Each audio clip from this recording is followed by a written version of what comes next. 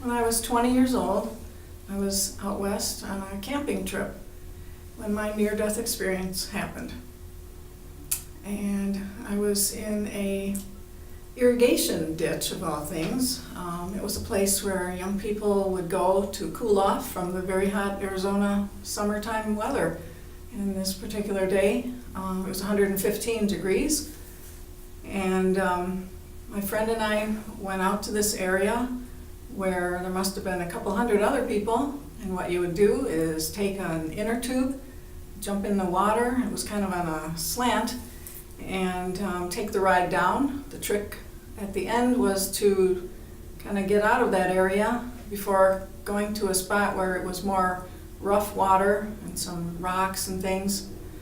Well, I was okay until the third time, and that third time down, I lost the inner tube. And I found myself underwater, like turning somersaults endlessly, on and on and on. And I was never one to open my eyes underwater. And so I didn't know up from down or anything. I was just stuck in this undercurrent going round and round. And then the next thing, it just seemed like I couldn't hold my breath any longer. And I thought, well, I guess I'm gonna die now. And with that, I was no longer in my body anymore. And I was in another totally different space. It was really dark, but I could see without having eyes. It was still me. My thinking ability, my feelings and emotions, and my personality were all intact. It was just without my physical body. And no fear whatsoever. I was simply curious. And when I looked around, it seemed like to be a dark space about maybe the size of maybe 12, 15 feet square area, and velvety. It had a velvety, soft feeling to it. And I just kind of was looking around. I really didn't see anything, and until I looked off to the kind of upper left area, and I saw this pinpoint of light.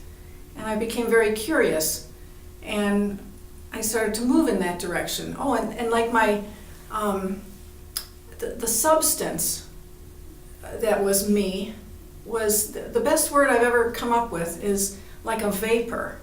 Like a mist is too heavy, fog isn't quite it, but a vapor seemed just right.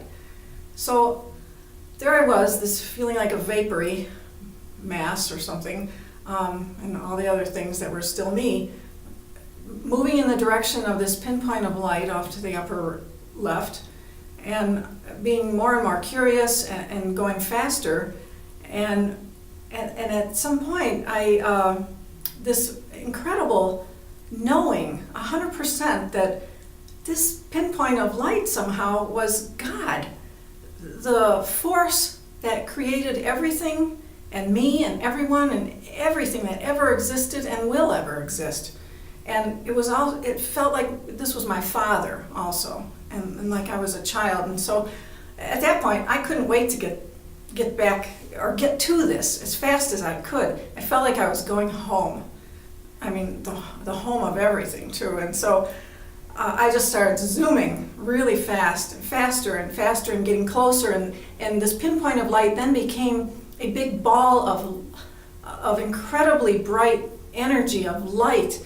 And I just crashed right into it at the end and became one with this big ball of loving light energy. It was really comprised of the most incredible feeling of love you could ever possibly imagine. Just indescribable, the enormity of this feeling of love, unconditional love, and at the same time just bliss and joy, and I get really tingly feeling all over whenever I think of this. It's just so beautiful. And just ecstasy, just beyond anything you can imagine here on earth. It's way beyond that. And so I became full, so full of it. And when I felt like there was no room for any more, we started to pull apart a little bit and be separate. And it really strongly felt like this is my father and I'm a child. And then I was just full of questions. Every question I ever had was answered. It was asked and I received the answers to all questions I have ever had. But I was not allowed to bring back the information. That's okay. I still brought back lots of great stuff, and you'll hear about it. So then it was this feeling of playfulness, and I said, well, what are we going to do now? And our communication was like telepathic. It was words I could hear, but it wasn't with using my mouth or anything, so there wasn't the physical stuff. So anyway, what I said was, well, what are we going to do now? And God said, well, we're going to look at the life that you just left. And I thought, oh, something serious. Okay. And there appeared, like off to the left, it looked like a TV screen. And God had control of the remote. And what was going to start playing was my life that I just left.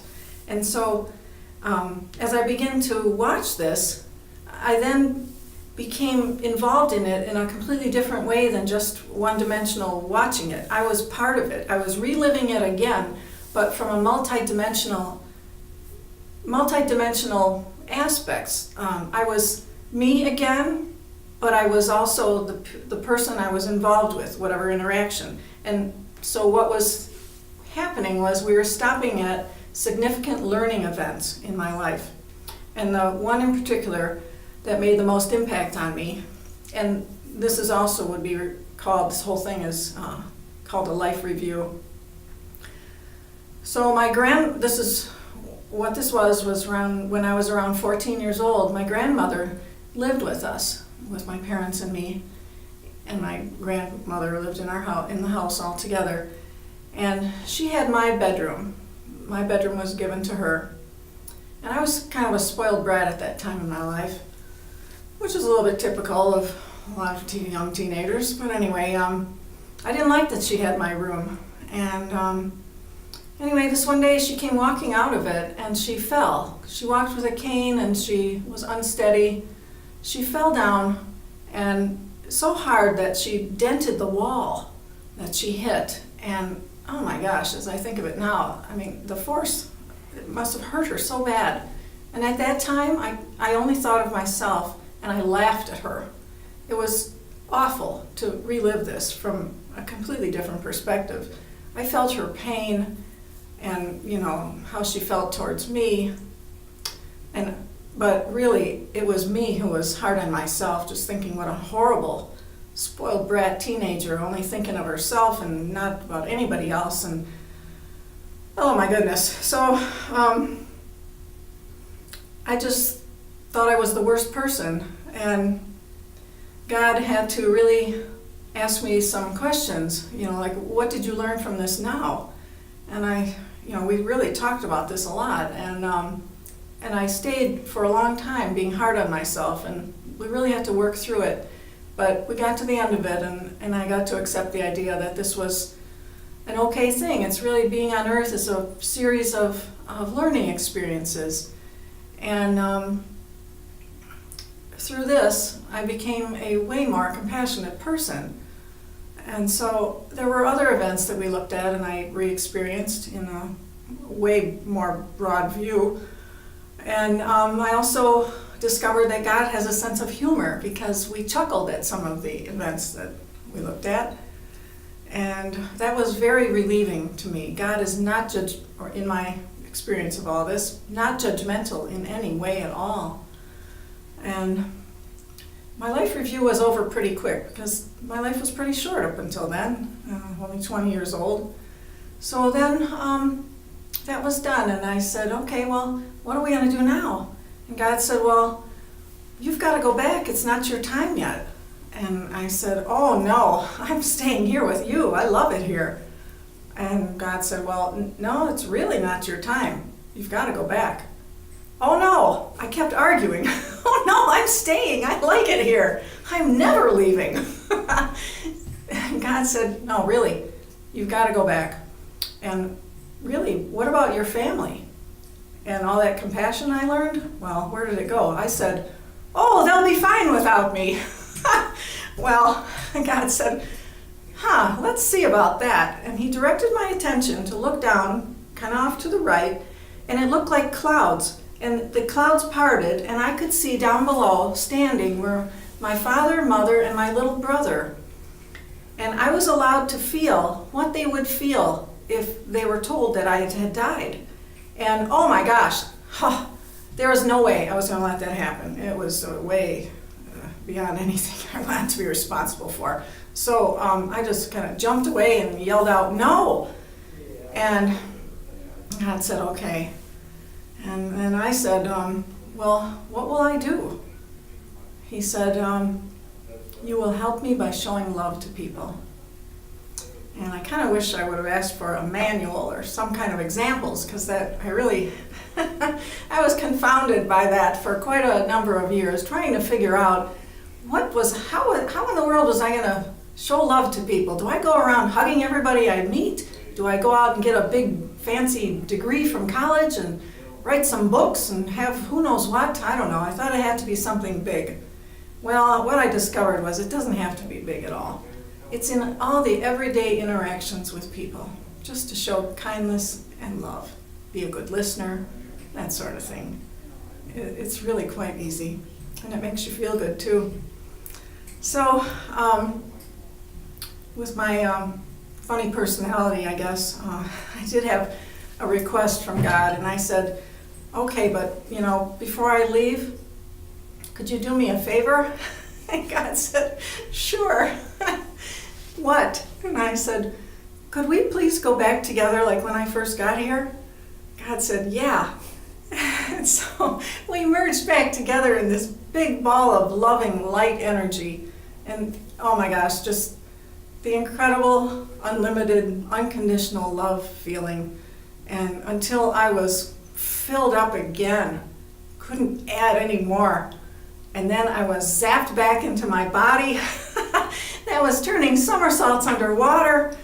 And I'm thinking, oh no, not this again. And so then, thankfully, I heard God's voice, which said, hold your breath a little while longer.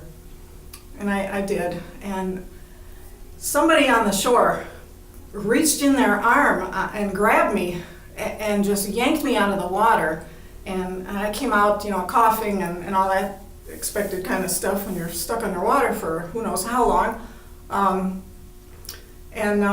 didn't have any memory of the experience yet. And I did not go back into the water. I just kind of stayed away from there. And I went back later on in the day with my friends to the apartment, and maybe we went out to eat or something, and we all kind of fell asleep all over the place on the couches and love seats and all that, like young people would do. And in the morning, when I was waking up, before I opened my eyes, there was this funny feeling like, oh my goodness, something happened in the water the day before. I don't know what, but something happened. And I was afraid to open my eyes, but of course I eventually did. And when I looked around at all these sleeping bodies in the room, I could see it was like their love energy aura. Everybody was glowing, and I just had tremendous love for everybody, and I felt like I wanted to go up to each one and tell them how loved they were, and that they were a child of God, and everything was about love with me. It was really, I didn't know what to make of it, because I still didn't have the memory of the experience, just this feeling. So I basically just walked around with the biggest smile on my face. I couldn't wait to get back home to my parents to tell them how much I loved and appreciated them for everything they had ever done for me. And of course, they said, where's our daughter? And so anyway, I just basically went about my life being a more compassionate, kind person. And I discovered IANDS, the International Association for Near-Death Studies. And I began going to the experiencer retreats and found out there was all kinds of other near-death experiencers out there. And it's just great to be in their presence too. And it's just, it was overall just such a beautiful, enriching experience, and I'm just so happy to have shared it with you.